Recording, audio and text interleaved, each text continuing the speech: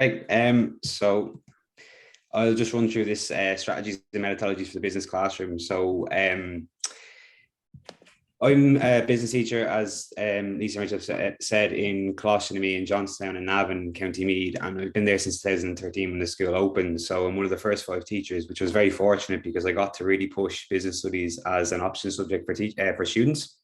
And it's an iPad school, so we kind of push technology at the forefront for teaching and learning. But some of the resources, strategies, and methodologies I will go through today don't need to have an iPad. So don't be panicking if you're not a teacher that incorporates it or uses it. Some of the stuff will be kind of iPad specific, but some stuff won't. So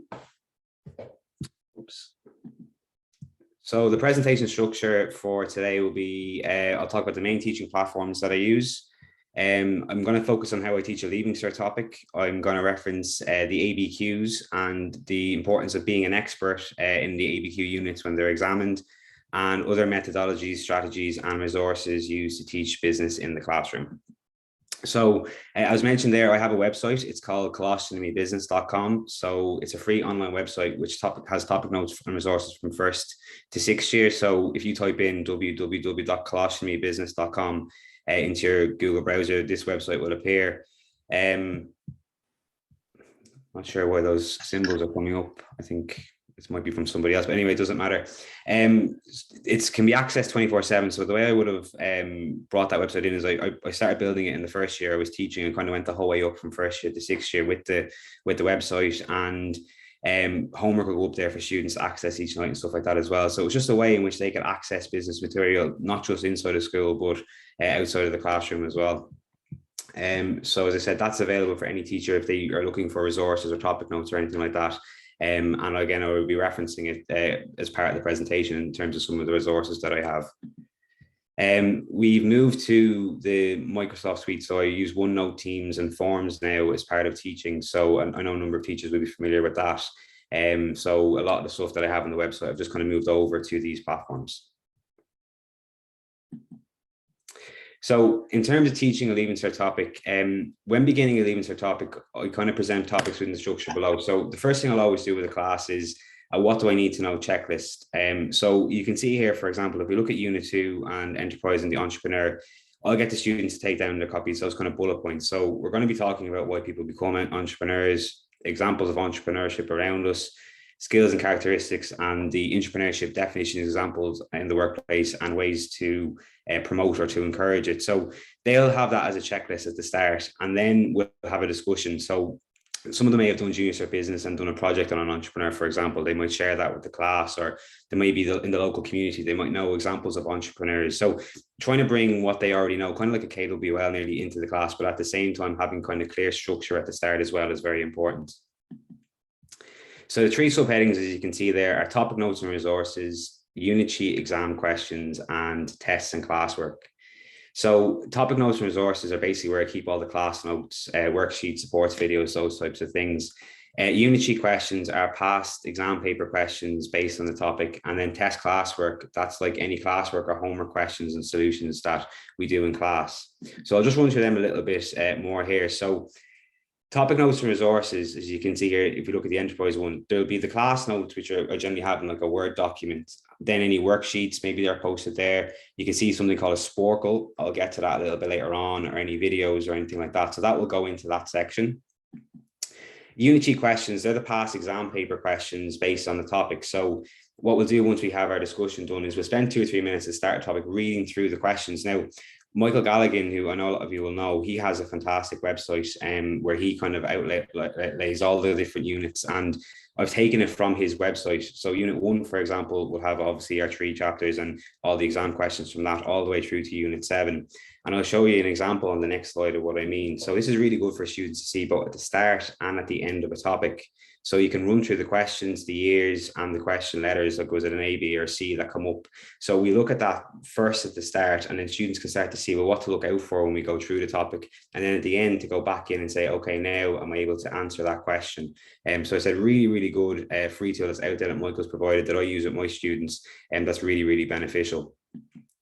The other kind of heading in the OneNote is test classwork section. So you can see here, when we do questions in class, or if we do tests or anything like that, what I'll do is I'll post everything from either class or homework or whatever into that one section. It's almost like a centralized section for students then where they can go back in. So I would always start Leaving Cert Business with Unit 2, and speaking to my 6 years today, and they had 80 days to the mocks, they can go back in and look at what we did last September, that everything is centralized in one place. Anything we've done in class, any homeworks, any tests, all in one place, rather than on handouts or sheets that may get lost. So it's really important and really good just to kind of have a centralized system as a teacher that you're familiar with, but you're comfortable with, but at the same time keeps everything together as well. I find that really, really beneficial. I'm now going to speak to you about the ABQ unit. So looking at ABQ unit analysis, this is something I do with students where I ask them to basically be an expert. So if we look, for example, in 2017, we look at the units 4, 5, and 6. So every 5 years, as you know, the units change for the ABQ. So if students just knew the answers to questions from units 4, 5, and 6 in 2017, there was 370 marks they could have got, which equates to 93% of the exam. In 2012, as you can see, it would be 91.5%, and in 2007, it could be 86.5%. So there are huge percentiles for units 4, 5, and 6. And if we look at the fifth years in 5, 6, and 7, again, you can see 86% in 2018, 91.5% in 2013, and in 2008 it was less, it was 70%, but that's still a large number or a huge volume of marks going for knowing your unit. So although we always say to students the ABQ is essential and the units that are in the ABQ are essential, to really show them the statistics and the data to back that up as well is very, very beneficial. So I would always pinpoint that to them when I'm doing anything from these units to say, you need to be an expert, because if you just answered the questions on those, look at what you could achieve, look at what you could get when you take choice out of it. Suddenly, when we start bringing in things like the entrepreneur, in unit 3, leadership, motivation, communication, when you start bringing the choices back in for the students, suddenly, not only are they an expert in their units, but then they've more choice or the more comfortable questions to work on as well. So I just think it's really important that teachers are familiar with being an expert and using that terminology, or even using support statistics to show their students too. I'm now going to get into kind of the strategies, methodologies kind of things as part of the teaching and learning. So I would do a lot of recording, as was mentioned at the start, and YouTube channels and stuff like that. And I use 2 platforms. Now, one platform is a paid platform called Loom. It's about €90 a year, but it's really, really good for recording because there's no like time limit or anything like that. You can trim the videos and everything. It's really, really beneficial. Or also just sometimes if I'm doing questions with the pen, using the iPad itself, just a screen record, which is free. And those videos then go up into a YouTube channel. So to show you some samples here, for example, I have videos on like how to do a break-even chart, or insurance workings, or bookkeeping question with a trial balance. These are some of the topics that students themselves will come and say to me that they're struggling with, or perhaps are the topics that they do really, really well at the time when we teach them. But then when it comes to revising them in a couple of months' time, whatever, there's parts of the questions that they maybe forget or are unfamiliar with or can't remember or whatever. So it's a good idea if you can to simplify that. I don't actually really ever have me appearing in them. It's just usually my voice going over it or whatever, which is good as well, because I know some teachers maybe wouldn't be comfortable doing that, but it's really down to yourself. There's the opportunity to do both, but by the use of the YouTube channel and the YouTube videos and stuff like that, it's really good for students. They say themselves to be able to go back at home in the evening time or something like that to double check something, or as part of their study to go back over. Like I did the bookkeeping question, I do that in second year business. And we just finished our November assessments where a question came up and I got my students to rewatch it. And a number of them had said that, they forgot how to do, say, a trial balance, or they, were unsure on the VAT account in particular, which I know maybe some teachers, it might sound familiar to them. By having a platform like that where they can go back and rewatch it, it's just really, really good. And again, as teachers, it saves us a lot of time, have to constantly do those classes again, or those questions, again in class. I also would use it as well for feedback for term tests, or maybe the midterm work that we set, that kind of large volume of assessments, particularly for exam years. So as I said, we recently did in the school November exams, and for my 6-year one is up there on the left. So I would have spent maybe 30 minutes of exam feedback with that. But the first 3 or 4 minutes would be general observation. So from correcting the exams, maybe things I picked up on, such as maybe certain students still putting all their answers into one paragraph, like in English or history exam. Obviously in business, we need to make our separate points or whatever, and any observations or points that have been picked up on, put them in for the first 2 or 3 minutes. And then I go through all of the marking scheme where I could say to them, you know, this was the answer, but also the why behind the answer, almost like a tutorial as well, to say, you know, this is what an examiner is looking for. You know, this word is really important as part of your answer, or, you know, what the illustrates it means, or the evaluation means, or anything like that. And you can see it here. And what I would get the students to do in class is actually to have their headphones in, and they watch it in class time. So you might set aside, say, 40 minutes of a double, or if you do hour-long classes, maybe the first hour, half hour of the hour, or whatever you're comfortable with, to your students themselves, that they can watch and they can pause and do it in their own time. And the feedback from the students is that it's far more effective to do it that way, because, you know, if they're not in the class that day, they could be at a football match, or alternatively, if they need to watch a certain question again, that they have time there, that they can maybe go past the parts that they got right. They can then go to the parts they're a little bit unsure of, or whatever. But what you're doing is you're explaining to them in their own pace, not at your own pace. Which, as I said, is the feedback I'm getting has been very beneficial for them. So 2 ways in which the YouTube channel is used. It's not just here's extra kind of resources and off you go. They're very much questions and topics that they need work and help on. And also the feedback from exams that you give as a general. And again, when they're listening to their headphones, that you can actually walk around the room and talk to the students individually if they need that extra bit of support, or whether you want to do it outside the classroom door while everybody else is looking at the questions on the iPad. As I said, I found that to be very beneficial. So other methodologies here. So this is called a Sporcle. It's a keyword quiz, and you can access these on the Class Community Business website as well. So every topic will have a Sporcle attached to it. And what they are is they're keyword quizzes. So you can do this on your phone, you can do it on an iPad or whatever. So basically you click the play quiz, that green button there, the play quiz, and that countdown timer ticks away, and you've got definitions there, and you just have to type in what the answers are. So I'm doing with third years at the moment, I'm doing final accounts, and I'm doing the trading account. And we all know our classes whereby we have the students who are very strong, and then the students who maybe need that little bit of extra support, or those students who just maybe are doing them a little bit slower than everybody else. So if you set yourself, say, a 15-minute deadline to do 2 questions, and then say to the students, if you're finished, go and do a Sporcle. So my third years today, we're going back into second year to do one from second year. And if they finished very quickly, they could even do 2 of them in that time period. You're motivating the stronger students, and you're keeping them working and focused, while at the same time giving the students who need that little bit more time to get the question finished. So in 15 minutes time, then we all go and correct that question together to make sure everybody's on the same track. As well as that, a couple of years ago, one of the girls who did really well in her Leaving Cert said with the Sporcles that what she used to do on her way to work, she worked in McDonald's, she'd be listening to Spotify, say, on the bus to and from work, and she'd always just do a Sporcle on the way in or the way out. She said it like 4 or 5 minute quizzes, and it just kept everything fresh and everything ticking over for them when it came to the exams itself. You know, the terms stood out to her. She kind of associated the definitions and the keywords together. So Sporcle, as I said, they're part of the website, the Class Community Business website. If you go into any topic, you'll see what we call a keyword Sporcle, and they're there for teachers to adapt and use themselves if they wish.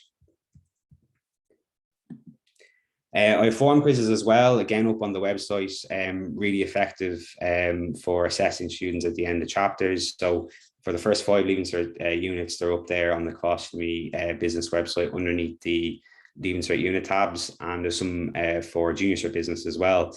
So students will obviously get a kind of a quiz from each of the chapters that they do. They then get their self-correcting, so they click submit and they get their feedback from that. They're very good as well if you wanted to do group work in class, where maybe you might have 3 or 4 people to a team. You'd put the forms quiz on the board, and you'd ask the students, you know, what's the answer to this question, with whether it's multiple choice, or if it's a definition question, they have to write what the definition is. So again, you as a teacher can decide what way you wanted to use forms quizzes. But again, as I said, I find them very effective to kind of use that summative assessment at the end of chapters, or formative. As well as that, there's a module for how to be good at money. I know some teachers would have used this over lockdown in particular, and it's very good for TY students as well. So basically, we watch the episodes that are available on RTE Player. I think there's maybe 15 forms quizzes to go with those episodes. So not every episode is covered, but most of them are. And basically, you just get the students to, or whether it's on their phone at home or if it's their iPad in school, to watch the episode, and the questions are kind of sequential to the episode. And as I said, if you know, students were at home in a lockdown, whatever, and you wanted to make sure that they're doing the work because it's a self-assessment. It'll tell you as a teacher as well who's actually finished the quiz, who did the work as well. So it was a really good way to keep students motivated and to working at the same time, if you couldn't see them every day. As well as that, for any teacher maybe who's away at a game or anything like that, or extracurricular activities, to leave that work behind again is very effective. I find Puzzlemaker really good too. So this is a free website, and you click onto puzzlemaker.com, and that crisscross puzzle section that I've highlighted there. And all you do is you type in the keyword and a space and then its definition, and it generates a puzzle for you. So I do this a lot with the junior students in particular. We'll go outside and to benches outside the classrooms. It's just the way the school is laid out, and they can socially distance, whatever. And they may work in groups of 4 or 5, and you might put a timer on it sometimes, or use it as a competition, or just general revision. And the students really, really enjoy the puzzles. There's a number of students there who actually get generally very excited about puzzles as well. So puzzlemaker.com is a fantastic website for that purpose. I know Breffney tweeted something quite similar as well, but something called Wheel of Names, and again, another free website whereby you just can type in your questions in the box here to the side and click the center button, and it spins a wheel. And then one of the questions will come up, and you basically could ask either, maybe it's an individual thing like a knockout, or even a group thing again like a knockout. You could ask the question. The students themselves will have safety in numbers if there's 2 or 3 of them together, and they can work together to get the answer to the question. And if they get it right, they go on, and if they don't get it right, then maybe they're knocked out, and until the last group is standing. So again, making it kind of really fun and unique for them as well. A lot of them love that game, the Wheel of Names game.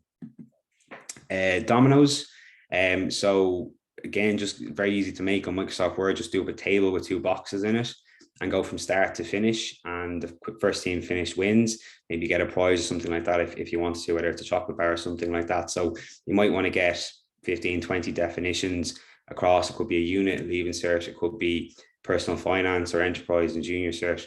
Go from start to finish across, and the first team, as I said, to get from start to the end wins. And it's a really good active way of teaching for students. Just put the things out on a desk and away they go, and there's such excitement in the room and stuff like that. So dominoes again is another good methodology.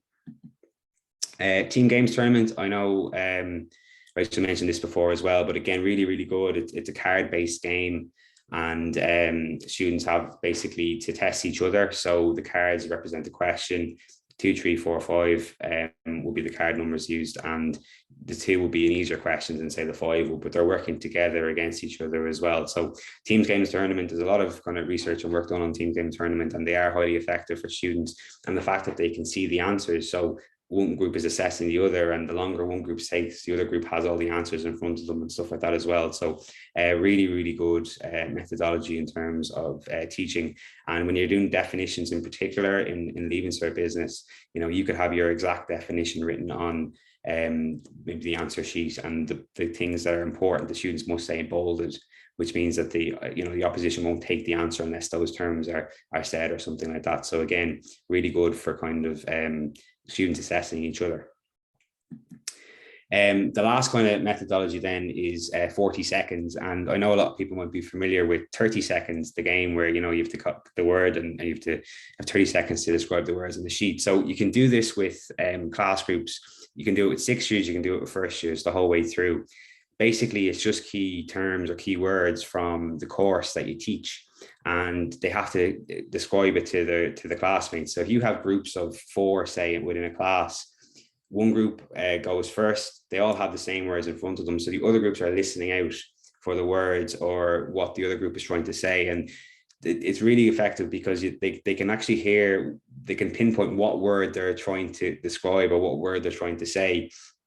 And they're listening, as I said to you, they can't use the word or the term like that. So the students themselves are trying to use the terminology we want to use to describe the word in the sheet, while at the same time the other groups are kind of listening to them attentively. And as I said, if you have a prize, I did this with 6 years, but it was boys against girls, because a number of them were away at a game. It was just the amount of students we had left, and there was nearly killings in the classroom in relation to it. And look, you can't say that, or if one group got 5 out of 5, there was excitement and cheers and stuff like that. So again, it's bringing the learning to life, and it's been really, really positive with the students, and it's something I'll definitely be using going forward as well. So that 40 seconds game, I actually asked one of the other teachers in the school to try it as well, and she said it was really, really good. So that's another very good kind of active methodology you can do with your students. And as I said, a number of these methodologies don't require you having technology at all, as you can see. Some of them do, some of them don't. So like Teams games, tournaments, 40 seconds, puzzle maker, they can all be done yourself, photocopied and handed to students or worked on in class. The last thing just to mention is the Twitter. So I know Rachel and Siobhan put this together of a number of teachers to follow, and it really is an excellent resource for every teacher, and not just the people here, but even if you follow websites like RTE, the Irish Times, I'll show you on the next slide here. Like I myself have retweeted lots of really good articles that are out there, and brought them into class. And we often have discussions in class of things that happened, like even today, Aldi announcing that, they're going to bring more staff and stuff like that, because, obviously supermarkets have seen such a boom since COVID and stuff like that, with more people buying more groceries and stuff like that. So you find things online, or, you'll see other people tweeting them, or you'll tweet them yourself or whatever, and they're really good and effective for making the subject kind of more real to the students, and it's not just us standing at the top of the room talking the whole time. So that's the end of the presentation. I probably went a bit too quickly there. I apologize, but thank you for taking the time to listen.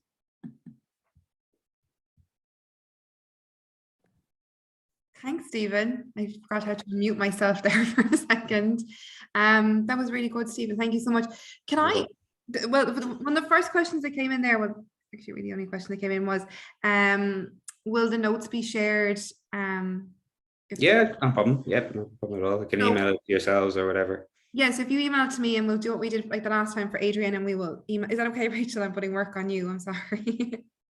You're muted there, Rachel. Sorry. I'm just thinking, I don't know that I've sent on the notes for Adrian now that I think of it. Have we gotten them?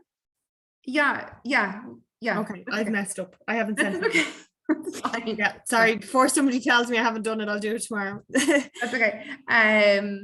So we'll share both of those with the people that have registered, and if there's any issues, you can just email me for National Secretary at bstai.ie. Could I get you just for a second, Stephen, to go back to the OneNote, because I'm hoping I'm not dominating this here now, but just I'm really interested in the OneNote thing, and I think like it's really concise and it keeps everything together. Yep, sorry. As in just the top there, that one there? Yeah. So like, can you like, I'm going to sound really stupid here, but can you like put, like, it's kind of like Google Classroom to an effect. Am I right there? Like you put your notes in it and then they can do these. So if you go further down there, obviously I can't here, it's only a screenshot. Yeah. So 1 to 7 is there, obviously. And then the student each has a OneNote themselves. So they access what I have here. And then they all have an individual section. So from my classes, one section might be called homework, one section would be called classwork, one section might be called handouts. So that's their individual kind of tab for my class. And then within that, they can then also access all the materials that I have as well. So it's like one centralized kind of system for them. And as I said to you, they can go back into things we did a year ago and everything is there in front of them. Yeah, and like it's tabbed in the different sections and everything. Yeah, exactly. Yeah. So Unit 3 would have the same. So obviously I only picked 2 because it's got the one chapter. It's just probably the easiest to explain. But I mean, like obviously Unit 4 having so many different chapters, it will have insurance and tax, topic notes, resources, unit sheet, exam questions, test class work. Then it might have cash flow forecast, business, and the same thing. So there's like subheadings there. Enterprise and entrepreneur is a heading, and then within that you've got the same subheadings for everything, if that makes sense. Yeah, that's fantastic. I really want to get into using OneNote a little bit more. Okay. I also start with Unit 2 as well. I think it's a really nice topic to start with. It's really nice. And then Rachel, you go on to your ABQ units then next, don't you? Whatever. Yeah, I always go Unit 2 and then I go into our ABQ units. It's worked out quite well this year. I'm not sure will I do it again, because I've liked the link of going Unit 2 and then going straight into management. Not into management. Where did I go? I went into like the marketing stuff and I thought it worked quite well. And we did that with our sister. My colleague is on there who also has followed that scheme, and it worked.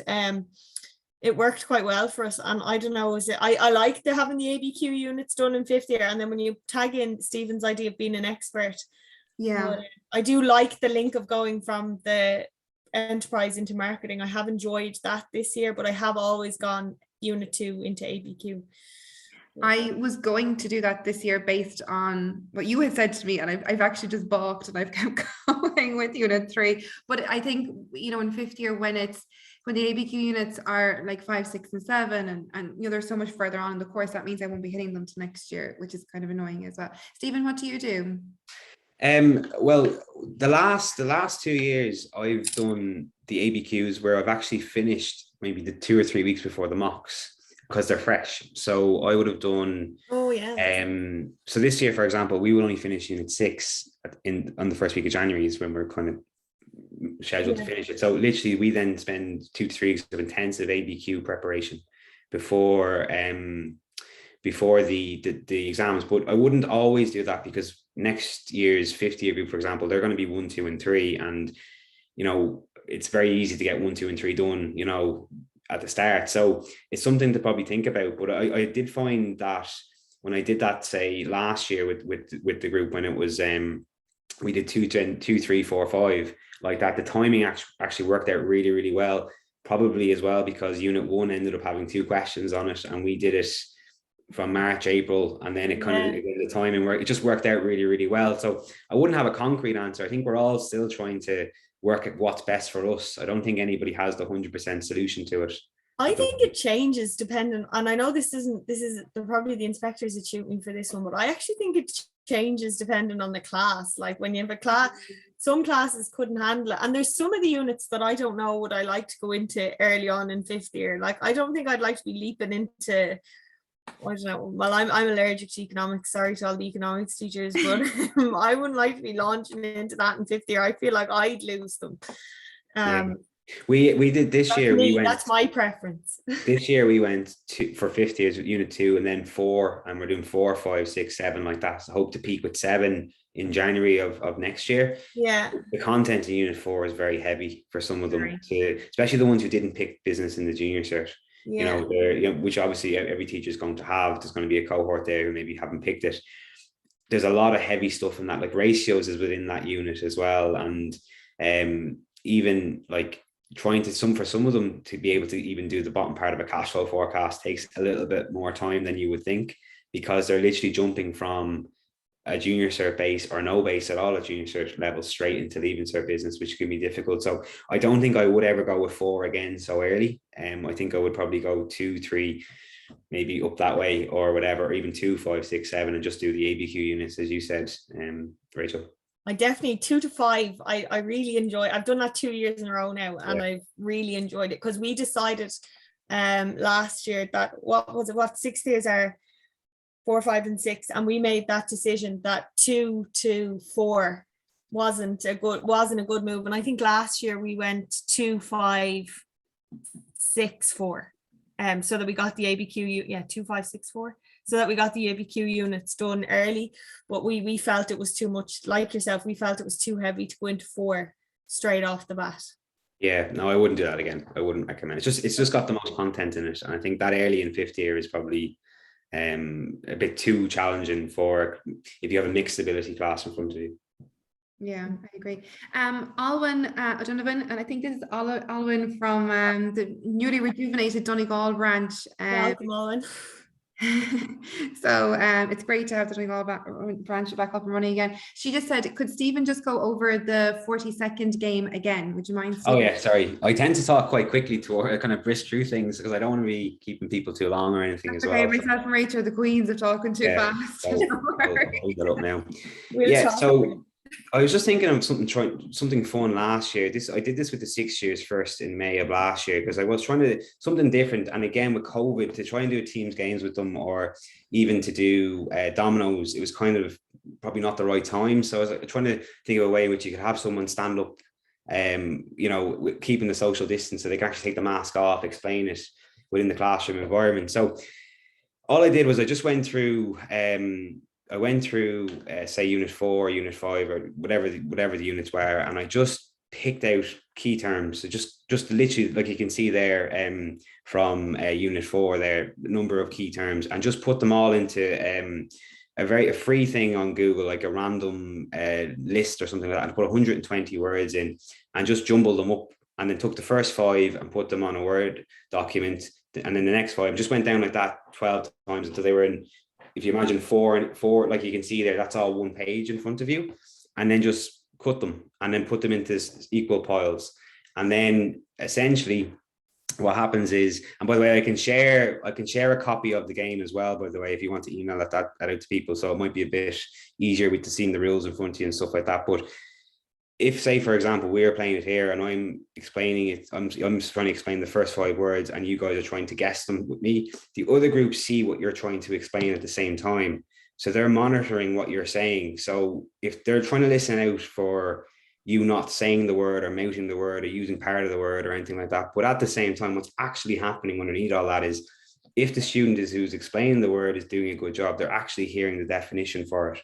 Or if the other people aren't getting it, they're able to see, well, I can see the angle that person's trying to come from, or something like that, in terms of explaining the word to their colleagues or the other people in the team. And then bringing a prize into it on top of that gets that competitive element going as well. Like we had Kinder Buenos for the boys against girls game a while ago, and everyone took it so seriously, because everybody wanted to have a Kinder Bueno. So having that kind of outside force that students can see something and really want to get it, I think worked really effectively as well. But it's just literally, it was very straightforward. It was just putting all the words, just went through each chapter and picked out a number of key terms, just jumbled them up, and then just asked the students. And it will take 2 or 3 goes for when you do it with a group for the first time. It will take 2 or 3 goes for them to get it.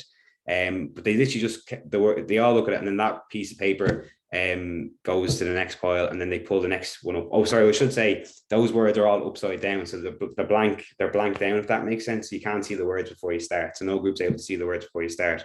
You just start a clock of 40 seconds on the screen, and then away you go. That's really good. Leona just said, is it like Heads Up?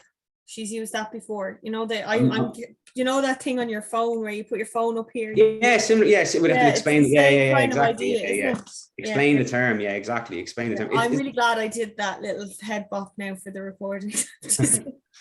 Like I have my 6 years last year on a Friday, and if anyone has ever had that graveyard slot, it's tough. So you're always trying to do something a bit innovative with them to make their attention is basically gone, and then as well, the puzzles are actually really good for that too. Just getting them out of their normal seat, even if it's just to turn their seat around or something like that, and work with the group beside them or the table behind them. And again, if you wanted to bring a competitive element into it with a prize or something or whatever, again, it works. It really does work. I wonder. And the juniors love it too. The juniors, they really like. I actually have kids, when you tell them they're doing a puzzle, they actually like clench fist like that. It's like, yes, there's some of them, because it's competitive. Some of them are just so competitive that it makes learning fun essentially with them. I know, as corny as that sounds.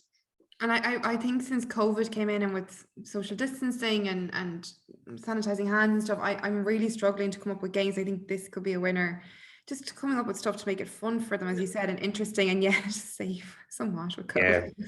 Well, it's good because the distance, the person can come up to the top of the room, take their mask off and explain it, and it's a great laugh. I have to say, it's a great laugh as well, some of them go OTT and stuff like that. And some of the quietest people in your classroom become the most frustrated people. You've never heard them so animated in your life. As well. I think across the board, it's kind of a very inclusive one as well. Like the weakest student or the strongest student, they're all going to love it, regardless, which is brilliant. Yeah. If it's okay, I'm going to keep there's a question here. I don't know if it's one you're gonna want. It's kind of throwing you in at the deep end. It's from Lynn. She's asking what you cover in TY in general, but don't know. It's not when your remit this evening. Yeah, to be honest with you, I haven't actually done TY in a long time. But we do in our school, we do TY in kind of 10-week blocks. It's like business, economics, and accounting in 10-week blocks. And the last time I did it, I would have done kind of snapshots of the Leaving Cert course. So I would have done like leadership, for example, and within that, get them to research, say, a leader they aspire to be, or it could be even like maybe research, say, an autocratic leader, a democratic, and a laissez-faire leader in society, or bringing clips like Coach Carter and things like that as well, or a presentation or something. So link it to the Leaving Cert course from the business side of things. In terms of enterprise, you know, we have to design a cereal box is a good one. You know, I once had Kim Jong-O's and things like that, like enjoyment is mandatory and all that type of stuff. So getting their creativity going, and almost like, you know, the enterprise business reports. But we in our school, we would make mini companies kind of compulsory for students. They have to do one anyway for you, and then you link it quite closely to the enterprise report anyway. So you would still do maybe a couple of classes on marketing. I know I did something before on my favorite ads, where they had to do a presentation on the 3 favorite ads, and we looked at like how advertisers get us to buy things, so music, sound, color, slogans, all those types of things, and then they would research and present the ads to the class, and you get 3 or 4 weeks out of that, to be honest with you. And it's great because you're actually watching ads and you're looking out for things. And like we watched the Coca-Cola ad before the holidays are coming ad that we're all kind of familiar with, and we're trying to pinpoint when does Coke actually come into the ad, and the students themselves have the countdown for the John Lewis ad, or things like that, and lots of different things that they wouldn't have thought of before, and suddenly you're now looking at ads thinking, oh my god, you know, I didn't notice that, or anything. So just off the top of my head, there's a few things that I do, but on the website I have a few of them listed anyway, but I'm sure there'll be more I could think of, but that's probably, as I said, put me on the spot to a degree as well. You've actually given me a really good idea there. So maybe for, you know, those kind of couple of classes before Christmas, you know, those awkward kind of ones, they've done their exams and yet we're kind of, maybe we could put together, I might put some together, something like that. They have to watch the ads, and like you said there, like pick out like when does Coke come in, or the colors that are being used, theme tunes, or the emotional stuff that maybe John Lewis, like pulling at the heartstrings, and how it ties in with marketing and their target market. My weird idea. Students tell me to go on a rant about the John Lewis ad, and it's obviously more extreme than I really mean, but it's more a case of it never, like, what has it got to do with John Lewis? Because it's the emotion. Exactly. It's not the actual product. But like, I mean, like, show the Man in the Moon ad and there'll be people crying in the room, and like, it's all about emotion, and all those ads are starting to go down that road of the emotional side of it rather than the actual product itself. So just things like that. But it's fun because, again, it's not just us standing on top of the room saying this is what business is. You know, it's getting them themselves to be more active in the learning. And I'm going to get in my bit of marketing here and my plug. We've actually organized a TY talk, kind of like a teach meet. It'll be our last talk of the series for January. Rachel, can you remind me what date it's on? I can't remember off the top of my head. She's looking it up. And while she's looking it up, I'm just going to say, I hope it's okay to say this, but our speakers that we've confirmed so far is Katie Jones. She's going to be talking about accounting, TY accounting, how she approaches it, how she promotes the subject going into senior cycle. Joe Stafford is going to be talking about business, and same thing again, how he promotes the subject, different techniques. And then Jessica O'Leary is going to be talking for economics, and kind of the same kind of ideas again, and just kind of an idea to or kind of just sharing ideas on the evening. So that'll be coming up in January. What date there, Rachel? It's actually February. It's the 1st of February. 1st of February. So that'll be the last talk of our series. Sorry, there's so many questions and we just keep talking. So I'll just answer one really quickly to Kelvin. He said he didn't get the PowerPoint from the last session. That's my fault. I didn't send it out. Lisa clearly sent it to me. Lisa clearly did her job, and I clearly did not do mine. And I will get that sorted this week, I promise. Apologies. It's hard to keep on top of everything at the moment. Apologies for that one. No, it's okay. Karen Murtagh said, hi Lisa, where can I access the recording of tonight's talk? A few things I would like to watch back. And it's a really great talk. So tonight's recording, I don't know how soon it's going to go up, but when I finish recording and it downloads and whatever I'm supposed to do with it, I'm going to send it on to Tommy, who is our IT guru, and he will put it up on the website, BSTAI.ie, and he will also share it on our YouTube channel. And you can find previous videos from like last year on there. Myself and Rachel are up on there. So please feel free to check them out. They're all free. They're all available up there. So it's BSTI YouTube. I'm not actually too sure what the link is, but it's on the BSTI.ie website. I'm just going to scroll down through here because there's loads of messages. Brilliant methodologies. Thank you, Stephen. Oh yeah, that was the TY one. I will share the link. Helena, I will share the link again for the start of attendance. And again, just to remind everyone, if you could, it's your responsibility to download the search, because we can't tell who was here afterwards. Oh, Rachel has it up. Okay. Karen, have you any other methods or ideas for teaching students topics? Feeling all my students are doing is taking notes in class. Any alternatives? We had the inspectors in before in the school, and one of their biggest recommendations was that it should be note making rather than note taking. So I was only sharing with you guys before that we had a group in yesterday, and they were saying even for business within itself, like the use of mind maps, very, very good. Even if you could, like, in one page summarize the whole of the 7 units, and as a checklist as well. I know that might sound daunting, or even in the junior year the same, but like a little checklist like that for students in themselves then could make it more achievable or manageable in terms of actually seeing the course there and then. And then from that, I suppose, with methodologies and stuff like that, like if you go back to the forms quizzes that I said, like I'd often on a Friday with the class, again being a double, we'd get them to stand up in groups of 3 or 4, and I just put the form quiz on the screen, and you can actually randomize the order of the questions as well, and they have 5 seconds to answer the question. So the question comes up. Sometimes they're multiple choice, sometimes they're not. What's the answer? If they get it right, they stay standing. If they don't get it right, they have to sit down until there's one group left. And, you know, if that group doesn't get right, the same question goes on to the next group. So they have to pay attention and confer and stuff like that. Yeah, look, there's lots of different things, I suppose. Sometimes it would be, you kind of have to know your class and know what works with your class as well. I'm trying to think of ones that are very easy. So the puzzles are very, very good. The sporkles as well, you can use them in the same way for quizzes with your class as well. You could even photocopy them. So because they're online, just screen grab them, put them onto a worksheet and hand them out to everybody. Again, it's something different rather than just simply, as you said, just note taking all the time or whatever. But whatever, again, you have to know your classes and whatever works with them. But I have 6 years. We've all, I'm sure, had students who've done well in the exams, stuff like that. It isn't always note taking. I think if you can give them the opportunity to take the terms and definitions that they learn, that in itself is them looking at terms and definitions. If they're doing a puzzle or if they're doing a sporkle, they're still looking at terms and definitions. It's just a different way to facilitate that. I used partially, I found that with a class a few years ago that I felt that they weren't able to talk to me because they're so busy writing, and I did partially completed notes. So I kind of gave them out stuff. Some of it was written, some of them they had to add in. I think, Lisa, you do something similar as well. Yeah. And it does kind of free up the note-taking bit a little bit. I know exactly what that girl is saying. It is very, very difficult. But yeah, I did then partially completed notes helped for me as well. I know you asked Stephen the question, but yeah, no, I do this. Yeah, again, hijacking. I do the same. No, I have to say, and I have to own up to this, I'm very lucky in my school. We've no limit on photocopying. You can photocopy as much as I want. So that's what I do. I photocopy my notes, 4 slides on a sheet, and I hand them to them. And then I'll say, this isn't in your notes, you need to take this down.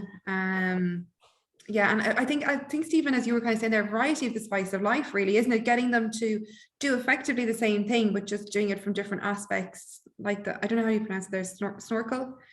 Sporkle, yes. SP, sporkle, yeah. I'm sorry. Yeah, you're okay. I'm clearly on holidays already, snorkeling somewhere.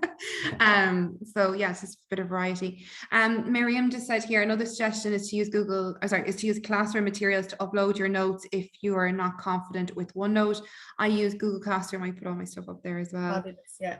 I love Google Classroom. It's just having a centralized platform, like, and every platform will work differently. But we all know students where the sheets get crumpled in the back of their bag, and that's the end of them. So just having some sort of centralized system that works for the teacher, I suppose, is try and have it that it's, if you are doing it, try and have it that you're not the only teacher using the platform in your school. Like we're all on Google Classroom in our school, and it makes such a difference. That they're all on the same platform. It makes you don't be a maverick and go off on your own would be my suggestion. Stick with whatever the platform is. Vera asked there, do you give them notes or use a textbook? Do you use a textbook in class? Oh, you've actually created everything. So basically the topic notes and resources that are on that website that are free for people are basically the way I would teach it. But I do use, again, going back to Twitter, there's so many good teachers who shared, like Michael with his past exam questions, for example. Like we would do a lot of them questions I do exam questions from fifth year. Like when I'm doing the entrepreneur, I've done them. Those questions you see with the pictures, they're from fifth year. They're from basically day one. They would be used. I know Gavin Duffy has shared something quite recently where he has the question packs and for all the topics in Leaving Cert as well. Like there's so many good people out there who are giving such great material for free, you know, and that's why, again, the social media platforms and the work that you guys do as well is brilliant, because kind of ties all that together. But no, we would do a lot of questions. We would, as I said, we look at the questions, the unit sheet questions, I would call them the exam paper questions, at the start and again at the end as a checklist. And we will have done a number of those in class. We'd never really duplicate it. So again, some things they'll take down, sometimes they'll take them down as an exam question and answer as well. Because at the end of the day, we're going to test our students anyway at the end of chapters or the end of every 1 or 2 chapters to see what they can remember. And then there's one other question there. Do you have any puzzles or sporkles already created that you're willing to share? I think you said that they're on your the sporkles are already up there. Yeah, the sporkles are all on the website. So if anybody just plays around the website, pick a topic, you'll see a sporkle there for it. And then the forms quizzes are all up there for free as well on the website underneath the unit 7. So just play around with it and you'll see the How to Go to Money episodes are all up there as well. So you don't have to go create them. Puzzles, I have them printed out and I'm sure I could share a couple of them with you, no problem. But I just don't have them up there. But I can try and put them up for sure. It's closhtoname.business.com, isn't it, Stephen? Closhtoname. Yeah, I might just go find that and put it into the chat if you want to talk there amongst yourselves. I think we've actually gotten all the questions at that stage, not to take too much of anybody's time. I think we've hit all the questions that are there. Well, all the ones that I can see, unless somebody sent it directly to Lisa, I think we've got all the questions. So I think that's us. And Kira has just put in that link into the chat. Oh, thank you. Brilliant. Save me looking for it. Thank you so much. I think that's, unless there's other questions, I think that's us. Yeah, Stephen, there's been, like, I don't know if you can see the chat, but there is so many. You need to go and have a little look down the chat. Yeah, we'll stay on for a few minutes. There's millions of thank you. But yeah. Oh, no problem at all. Again, look, everybody's fantastic. Such a brilliant community. I think COVID and lockdown has really taught us all how good everyone is to each other, and that's been sincere. I've picked up so many tips and things from and advice and everything from people, and you know that's what the great community is there for. Yeah, exactly. Yeah. Thank you, everybody. Thanks, everybody. Don't forget to register for our January events once, please. Yeah, register for our January events, and don't forget to download the cert of attendance as well. That's your responsibility. And other than that, thanks so much, guys, and we'll see you in the new year. Thank you. See you. Have a good Christmas. And we're at that point already. One of the best online meets I've attended. There you go. Wow. Oh, high praise. Wow. Must be their first one. Thank you, guys. That was great. Have a happy Christmas. Bye. Bye, Trish. Talk to you soon. Take care. Bye. Thanks, Stephen. That was wonderful. Thank you. No problem. Bye now. Bye. Thank you. Oh no, it wasn't. That person wrote back. No, it was great. So it wasn't their first one. Thank you. Thank you. Thank you. Bye. Thank you. I'd say you could stop recording, Lisa, because otherwise it's going to be a load. Yeah.